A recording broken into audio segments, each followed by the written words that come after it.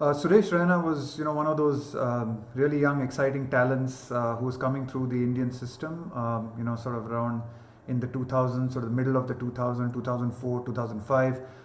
Playing under 19 cricket and doing exceptionally well. And you could see even at that time that Suresh was going to be a very, very important player for India. And that's really how it's played out in the last decade and a half, and a lot of the success that India's had in white ball cricket, a lot of the great moments, the great memories that India has had over the last decade and a half.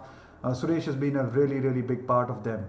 I think his contribution to Indian cricket, especially in the white ball game, has been fantastic. He's a World Cup winner, he's a Champions Trophy winner, and just the fact that he contributed so much on the field.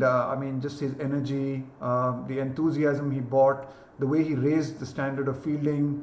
It was one thing you always felt Suresh did all the difficult things for India, batting lower down in the order, when honestly his numbers could have been a lot better if he had batted higher up in the order, and that has been shown out in the success that he's had for CSK in the IPL, where he bats at number 3 and has an absolutely phenomenal record, and is one of the phenomenal players of the IPL over the last decade or so.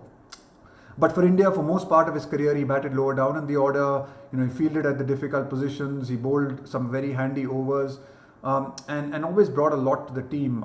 Someone who I will think of as a terrific team man, who always gave his best, brought some great energy to the game, and was a very, very skillful batter. I guess he couldn't replicate the success of a debut 100 and couldn't build on that in his Test career.